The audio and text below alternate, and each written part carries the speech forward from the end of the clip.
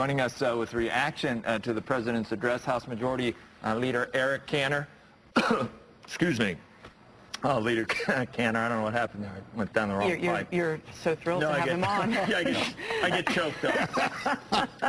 But is it just the media that's detecting a softer tone from you, Eric? Yeah. Or, I mean, even reading it, they say, wow, suddenly Cantor saying, wow, that might make sense, this might make sense. Or were there some things last night that Republicans can work with the president on for this package? Well, Joe, I think after all that we've been through in Washington, the people of the country are still sitting, hurting, wanting to see an economy that will grow again. And as you know, we put out our Job Creators Plan several months ago. And we want to work with the president to make sure that we can make a difference, that employers can get back into the game and create some jobs. So what I heard in the speech last night were some policy proposals that actually are something that we can work on together. Certainly, the president's delivery indicated that it was an all-or-nothing proposition. I disagree with that. And really, my message to the president, Joe, would be, look, why should we not take the things that we can agree on, and those are the things that provide incentives to the private sector, to the small business people and entrepreneurs. Why not take them out of his proposal, put them across the floor, and let's vote on them so we can get some results as quickly as possible and set aside the things that we're going to have to work out because we have differences on. Leader, so get specific. What could we put to the floor right now and vote on, and what do you want to put on the side and debate? Well, I mean, clearly the mention of the trade bills was something that we, right. Speaker Boehner and I have been in the White House almost 2 years ago talking to the president, asking him to send those up. We also have mentioned to the president ago almost the program in Georgia called Georgia Works, which reforms the unemployment benefits program to try and get people back to work.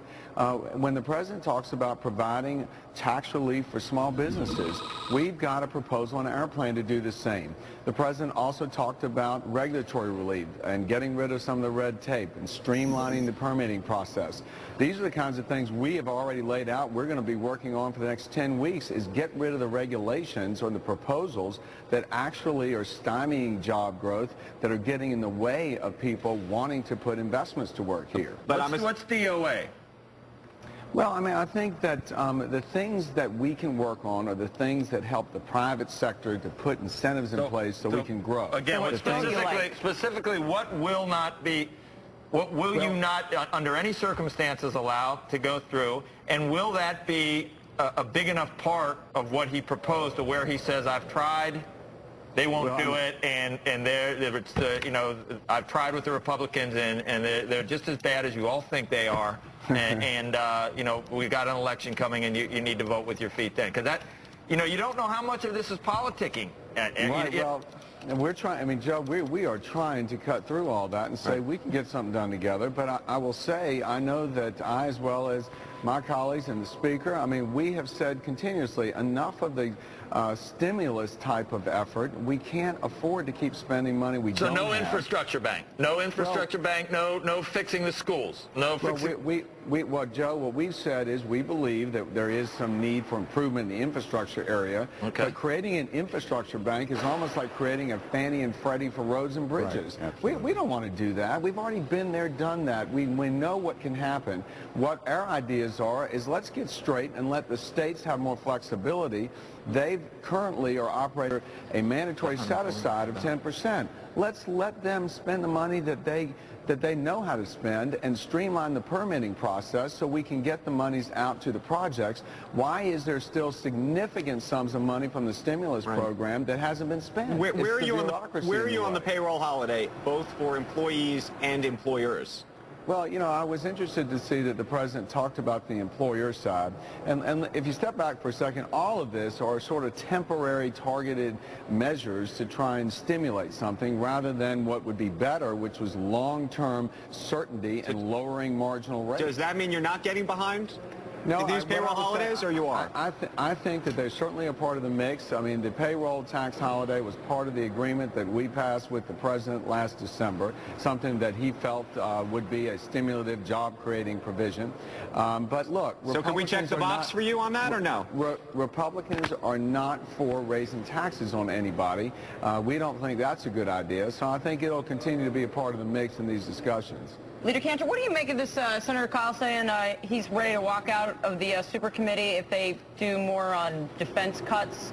I mean, is that the kind of attitude that we want with the super committee, people threatening to walk out? You know, John Kyle and I served together for almost 7 weeks in the Biden talks, and John Kyle is a very constructive voice in these discussions.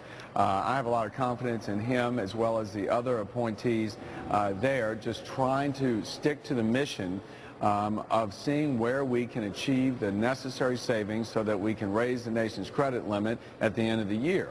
But, you know, I think that the Joint Select Committee's got enough on its plate right now, and so when the president last night talked about adding more to its job, when the president claims that everything he's proposing is paid for, I have to see how all that's going to work out. That's what I was, because he's saying that they got an additional $450 that they got to come up with now, and then it'll be paid for. Would you let some of the savings or cuts that they work hard to identify, let's say I mean, what are they trying to do, $1 trillion or something? I mean, this is almost half of it. They're going to need just half of it to pay for this plan. Would Republicans allow those savings that they identified to go right out the door with this? Or I don't think so, and I know that when we were in the Biden discussions, John Kyle and I both said, look, this is not an exercise to go and find out more ways to spend money so that we have to come up with more ways to try and pay for that. What we're trying to do in this process is actually begin to reduce federal spending. We know where that's gotten us. We're in a terrible situation with people out of work, with the debt burden continuing to rise. So, yeah, I'm a little troubled by all this sort of pay for, which doesn't exist. Leader, when you think about the timing of all this, one of the things the president said was we don't have 14 months, that the American public doesn't have that time to make this a debate at the ballot box as opposed to a debate on the floor. And the question I have for you then is how quickly do you think you can come together on some form of a plan that the country will get behind and that the House will get behind? Well, again, my question to the president is why wait to try and do some of the things that we're not going to agree on if we can make some progress today? And again, the things that I listed are ripe for us to bring up as soon as possible, pass them, get them to the president so we can have some effect on job creation. If there was a timeline you could put on this and say, let's make a deadline, let's get together on the stuff, as you said, that you can both agree on, when do you think that could actually happen in reality? I think that job creation is a priority for us here in Washington as soon as possible. And the president's going to send up his ideas that we heard about last night. We've got ours. Again, I would ask the president, would he and go along and support the effort to try and make progress on those things we can agree on and set aside the differences. But last night the president says it's all or nothing. You know, and again, that's not what's needed right now. We need to make some progress and work together and build consensus. Our thanks to House Majority Leader Eric Cantor. Thanks for your comments this morning.